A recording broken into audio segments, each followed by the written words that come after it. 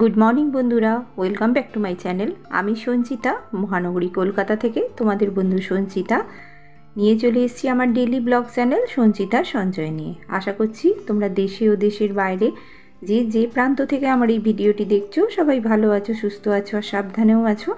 तोमादेर संगे आगेर एकटा भिडियोते आमी शेयार करेছিলাম आमार मा भीषण असुस्थ और बार्न हয়েছে, সেই জন্য কিন্তু আমি মাকে দেখো আজকে দেখতে চলে এসেছি हॉस्पिटले।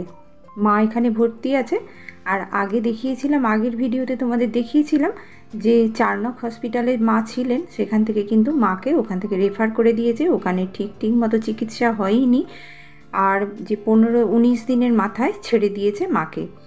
और आबार चले एसेছে मा ESI हॉस्पिटले और एखाने देखो आमी चले एसेছি माके देखार जन्य, कारण एखाने जेहेतु पेशेंट बिछानाय शोया अवस्थाय आछे सेहेतु आमी किन्तु एखाने निये चले एसेছি। ওদের টার্ম শেষ হয়ে গেছে, সেই জন্য ওরা কিন্তু আবার ইএসআইতে ফিরিয়ে দিয়েছে। কিন্তু যেহেতু আমার মা বার্ন পেশেন্ট সেহেতু কিন্তু এই রকম মানে জেনারেল বেডে থাকার কথাই নয়, তবু ওরা ওদের যেহেতু বার্ন ইউনিট নেই সেহেতু জেনারেল ওয়ার্ডেই রেখেছে। তা আমি এখানে চলে এসেছি মাকে দেখার জন্য। মাকে দেখছি, বৌদি ছিল 2 দিন 3 দিন, তারপরে আমি কিন্তু আবার এসেছি, কারণ 3 দিন কোনো মানুষের পক্ষেই একভাবে টানা দিন রাত থাকা সম্ভব নয়।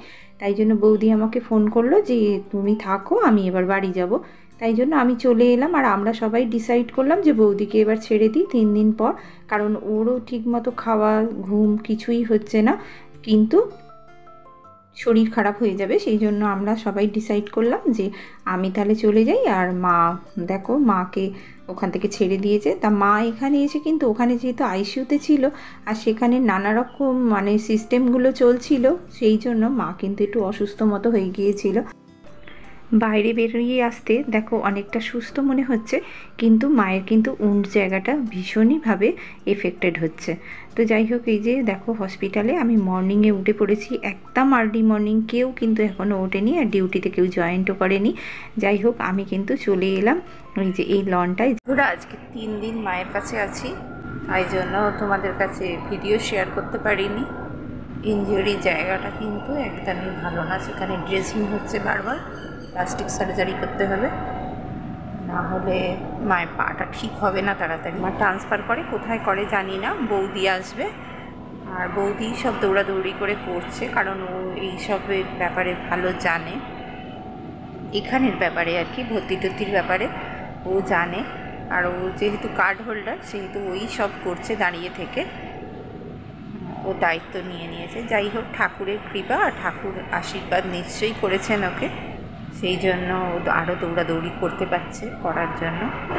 তা দেখা যাক, আমরা যেটুকুনি পারি হেল্প করি, ও তো যথেষ্টই করছে।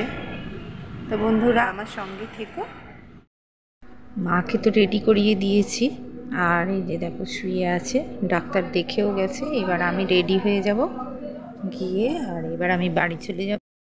আমি রেডি হয়ে গেছি, এবারে বৌদি আসবে, বৌদি থাকবে, বাড়ি চলে যাব।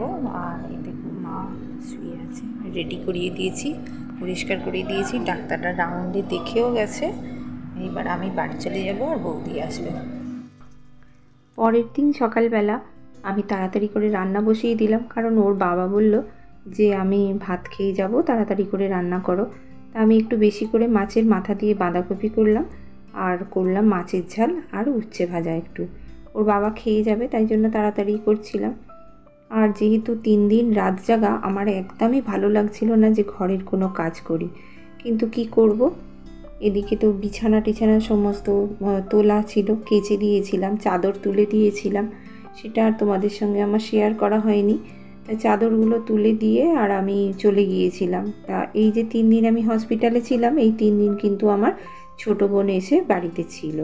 তো ওর যেহেতু কোলে একটা ছোট বাচ্চা আর তার উপর আমার সারা বাড়ির কাজ, সেই জন্য কিন্তু আমার বোন ছিল, সবটা গুছিয়ে করতে পারেনি। আর আমি কোথায় কি রাখি সেটাও ভালো করে জানেও না, যেহেতু ওর বাবা ছিল বাড়িতে আর মেয়েও ছিল, তাই জন্য আমি ওর ভরসাতেই কিন্তু বাড়িটা ফেলে দিয়ে চলে গিয়েছিলাম মাকে দেখার জন্য। তো এবার ওর ছেলের তো স্কুল আছে আর আমি কতদিন ওকে আগলে রেখে দেবো বলো, সেই জন্য আমি 3 দিন পর যখন এলাম তখন আমি ঘরের সব কাজগুলো আস্তে আস্তে করে গুছিয়ে নিচ্ছি। আর দেখো না, একদমই শরীর চলছিল না, কিন্তু তবুও আমাকে করতে হচ্ছিল। কিন্তু চারিদিক বাড়িটা এমন হয়েছিল যে কি বলবো। তা সেই জন্য আমি সমস্ত বাড়িঘরগুলো গুছিয়েও নিলাম ভালো করে, আর ঝাড়টার দিয়েও নিলাম। তো এইবারে ওরা বলা কওয়া করছে যে ওখান থেকে তো রেফার করে দেবে বলছে, কিন্তু সেটা এখনও ঠিক হয়নি। আমি 3 দিন পর যখন চলে এলাম, আজকে সকালবেলা আমি তো সমস্ত কিছু গুছিয়ে টুছিয়ে নিচ্ছি, ঘরদোর ভালো করে পরিষ্কার করছি, কারণ 3 দিনে খুব একটা মানে ভালো করে ঘরদোর পরিষ্কার বোন করতেও পারেনি, মোটামুটি করে করেছে। আর যে যা সে তার ঘর বলো সে সুন্দর করে করতে পারে, ওর তো এত কাজ করা অভ্যাস নেই, সেই জন্য ও যতটা পেরেছে করেছে। তা আমি একটুখানি ভালো করে ঘরটা ঝাঁট দিয়ে নিচ্ছি। এবার ওর বাবা বলছে যে আমাকে খেতে দাও। তা আমি বললাম ঠিক আছে দাঁড়াও, ঘরটা ভালো করে একটুখানি ঝাঁট দিয়ে নিই, ঝাড় দিয়ে নিয়ে তারপরে তোমাকে খেতে দেবো। ওর বাবা এবারে বেরিয়ে যাবে। আর আজকের দিনটা আমার মানে একদমই শরীর চলছিল না, জানো তো। 3 দিন রাত জাগার পর আর কারো শরীর চলে, কিন্তু তবুও কি করব, ভালো করে পরিষ্কার তো করতেই হবে ঘরদোর। আর যেখানে থাকি সেখানটা তো সুন্দর করে পরিষ্কার পরিচ্ছন্ন করে রাখতেই হবে, না হলে কি হবে বলো। এই যে দেখো বাইরের বিছানাটাও ভালো করে পরিষ্কার করে নিচ্ছি, কারণ বোনেরা এসেছিল। আমি আসতে কিন্তু বোন বাড়ি চলে গেল। আর কি বলো তো, বোন যেহেতু বোন ছিল, বোন বাচ্চাটাকে নিয়ে ঘরে শুয়েছিল, আর এই বাইরের বিছানাটায় ওর বাবা আর ও দুজনে শুয়েছিল। আমি তো তোমাদের বলেইছি যে আমার বাড়িতে কেউ এলে আমার এই বাড়ির বাইরের বিছানাটা ব্যবহার হয়। তা দেখো হঠাৎ করে আবার সেই দিনকেই বিকেলবেলা আমাকে বৌদি ফোন করলো যে ছর্দি চলে এসো, মামনিকে রেফার করে দিয়েছে, এখান থেকে ছেড়ে দেবে। তা আমি তো সব ছেড়ে ছুড়ে দিয়ে গেলাম হসপিটালে, MR বাঙ্গুর হসপিটালে, আমাদের কলকাতার খুব বড় একটা হসপিটাল। এখানে কিন্তু বার্ন ইউনিট আছে, এবং বার্ন ইউনিট ভীষণ ভালো বার্ন ইউনিট। তা আমরা এখানে নিয়ে চলে এলাম। প্রথমেই যদি জানতাম তাহলে এখানে নিয়ে এলেই ভালো হতো, কিন্তু কি করব, তা সারা রাত্রি আমার এইভাবে বসেই কেটে গেল। আর সকালবেলা দেখো এই যে আমি সুলভ শৌচালয়ে এসেছি, মুখ টুক ধুয়ে ভালো করে ফ্রেশ হয়ে এখান থেকে কিন্তু আমি পরিষ্কার পরিচ্ছন্ন হয়ে এবারে চলে গেলাম বাইরে। তা হসপিটালের বাইরে গেলাম, কারণ চা খেতে হবে। আর আমি রাত্রে একাই ছিলাম, বৌদি বাড়িতে চলে গেল। সেখানে আরও এক বিপত্তি হয়েছে, দাদা দেখতে এসেছিল মামনিকে, দেখতে এসে তার সুগারটার প্রেশার ফল্ট করেছে, সে তো সেখানে আবার ভর্তি হয়েছে হসপিটালে। তা আমি দেখো বাইরে বেরিয়ে, আমি রাত্রে একাই ছিলাম, বৌদি বাড়িতে চলে গিয়েছিল, কারণ দাদার ভীষণ শরীর খারাপ ছিল সেই কারণে। আর আমি চা খেতে এসে দেখলাম একটা মন্দির, এখানে মন্দিরটা এত ভালো লাগছিল, ঠাকুরের কাছে প্রেয়ার করলাম যেন সবাই বাড়ির ভালো থাকে, সুস্থ হয়ে যায়। আর এই যে বিপদ আমাদের চলছে সেই বিপদটা যেন কেটে যায়, ঠাকুরকে জানালাম অনেক করে। আর এই মন্দিরটা থেকে এত শান্তি হচ্ছিল যে তোমাদের কি বলবো বন্ধু, যখন বিপদে পড়ি তখনই ভগবানকে ডাকি। এই যে দেখো আমি এবারে চলে এসেছি একটা চায়ের দোকানে চা খেতে। আর আমি কিন্তু এই ভিডিওটা আমারই মানে ওইখানেই একজন ছিল আমার সঙ্গে, সে চা খেতে গিয়েছিল, সেই কিন্তু আমাকে ভিডিওটা করে দিচ্ছে। তো যাই হোক, আমি তোমাদের সঙ্গে আমার মানসিকতা আর কিছুই আমার নেই, কিন্তু তবুও তোমাদের সঙ্গে যেহেতু শেয়ার করতে হবে, তাই জন্য আমি অল্প অল্প একটু একটু করে আমি কিন্তু তোমাদের সঙ্গে শেয়ার করার চেষ্টা করছি। আর দেখো এই যে চা খাবো বলে একটা বড় বিস্কুটের প্যাকেট কিনে নিলাম, জানো তো কেন বলো তো, কারণ বারবার দেখো 10 টাকা করেই কিনতে হবে বিস্কুটের প্যাকেট, সবটা লাগছেও না। আমি ভাবলাম একটা প্যাকেট কিনেই নিই আর একটুখানি চা খেয়ে নিই। চা খেয়ে নিয়ে তারপরে কিন্তু আমি ভিতরে যাব, কারণ ওখানে সিস্টাররা কী বলে, আর সব সময় কিন্তু ওখানে অ্যানাউন্স করছে যার যেরকম পেশেন্ট তাকে কিন্তু সেরকম তোমার অ্যানাউন্স করে ডাকছে। চা খেয়ে এসেই তারপরে অ্যানাউন্স করলো যে আমাদের বেড নাম্বার ধরে যে আসতে হবে, ওখানে আমাকে একটা রিকোয়েজিশন দিল, বললো ব্লাড দিতে হবে 1 ইউনিট। তা আমি ব্লাড ব্যাংকে দৌড়ে গেলাম, গিয়ে ব্লাড নিয়ে এলাম।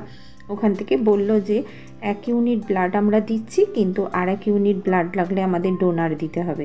তা ঠিক আছে, সেই জন্য ডক্টর বলে গেছেন যে পরের দিনেই ওটি হবে, কারণ পেশেন্টের অনেকটা বার্ন এফেক্টেড হয়েছে, অনেকটা এরিয়া, সেই জন্য পরের দিনই ওটি করিয়ে দেবেন ওনারা, কারণ যে সমস্ত ডেড স্কিনগুলো আছে সেইগুলোকে ওনারা ওটি করে পরিষ্কার করে দেবেন। তার জন্য প্রচুর ব্লাড লস হবে, সেই কারণে আমাদের একটা ব্লাড দিতে হবে। আর ওটির জন্য, ওটির পরে যদি আর 1 ইউনিট ব্লাড লাগে তার জন্য আমাদের ডোনার দিতে হবে। তাই 1 ইউনিট ব্লাড তো আমি এনে এদান্তের কাছে দিয়ে দিলাম। কারণ আমি তোমাদের এখানটা দেখাচ্ছি, কারণ এটা কিন্তু পুরো কাঁচের ঘর, এখানে কিন্তু আমাদের ঢোকার পারমিশন নেই। আমাকে বাইরে থেকেই দাঁড়িয়ে অপেক্ষা করতে হচ্ছিল, কেউ যদি আসে তাহলে তার কাছে আমি পারমিশন নিয়ে তবে কিন্তু আমি ঢুকতে পারবো। এখানে তো গেটম্যান আছে, আর এখানে ভিতরে ঢুকতে গেলে এদের গ্রিন কালারের একটা ইউনিফর্ম আছে, সেইটাকে পরে কিন্তু আমাদের ঢুকতে হয়। আর এখানে কিন্তু ঢোকার নিয়ম কারণ নেই, কারণ যেহেতু এটা বার্ন ইউনিট, এখানে প্রচুর ইনফেকশন হওয়ার ভয় আছে, তাই বাইরে থেকে কাউকে কিন্তু ঢুকতে দেয় না। তাই এমনি গেটম্যান আসার পর আমি পারমিশন নিয়ে নিলাম, আর নিয়ে কিন্তু আমি এই যে সিস্টারদের ঘরে গিয়ে আমি কিন্তু ব্লাডটা ওনাদেরকে জমা দিয়ে দিলাম। আর যেটুকুনি তোমাদের দেখাতে পারলাম সেটুকু আমি তোমাদের দেখালাম। এরপরে আমি ব্লাডটা দিয়ে চলে আসছি। এবার তো ডাক্তারের সঙ্গে মিট করতে ডাক্তার তো বলেছেন যে আপনাদের পেশেন্টকে আমি গ্যারেন্টি দিতে পারছি না ভালো হবে কি না। আমি তো ভীষণ কান্নাকাটি করছি। তারপরে দিদি আমাকে ফোন করেছিল, দিদিকে বলতে দিদি বললো আচ্ছা দাঁড়া আমি আসছি। তা আমি এই যে দেখো ওয়েটিং রুম, হসপিটালেই একটা ফিমেল ওয়েটিং রুম ছিল, সেইখানে আমি এখানে ছিলাম রাত্রে। আর এই দেখো দিদি এসে গেছে। আর এনারা এখানে অনেক দিন ধরে আছেন, প্রায় 1.5 মাস 2 মাস করে একটা পেশেন্ট পার্টি আছে, এখানেই ঘর বাড়ি তৈরি করে নিয়েছেন। কি করবে, কিন্তু বেশিরভাগই বার্ন পেশেন্টের বাড়ির লোক। আর একজনের এখানে অনেক দিন করে আছে, কারণ যে কোনো সময় অ্যানাউন্স করছে যে বাড়ির লোককে চাইছে, তাই জন্য আমাদেরও এখানে থাকতে হচ্ছে। আমরা আজ 2য় দিন এখানে আছি আমি। তা দিদি আমার সঙ্গে এসে গেছে, আর এখানেই আমরা দুজনে আছি এইখানেই। আর খাচ্ছি বাইরে থেকে কিনে, আর আমার বোনঝি দুপুরবেলা খাবার দিয়ে যাচ্ছে, রাত্রিটা আমরা কিনে খাচ্ছি। তো বন্ধুরা, আজকের ভিডিওটা আমি আজ এই পর্যন্তই রাখছি, পরের ভিডিও নিয়ে আসছি আবার। তোমরা সবাই আমার সঙ্গে থেকো, যাদের ভালো লেগেছে তারা অবশ্যই সাবস্ক্রাইব, লাইক করো আর কমেন্ট করো। আর সবাই মিলে প্রেয়ার করো যাতে আমার মা খুব তাড়াতাড়ি ভালো হয়ে যায়, সুস্থ হয়ে যায়, আর আমাদের এই জার্নিটা যাতে সাকসেস হয়। তো হসপিটালের প্রথম 5 দিনের অভিজ্ঞতা তোমাদের সঙ্গে শেয়ার করলাম। তোমাদের কেমন লাগলো অবশ্যই ভিডিওতে আমাকে কমেন্ট করে জানাবে। নিয়ে আসছি আরও একটা নতুন ভিডিও। ততক্ষণ সবাই ভালো থেকো, সুস্থ থেকো, সাবধানে থেকো।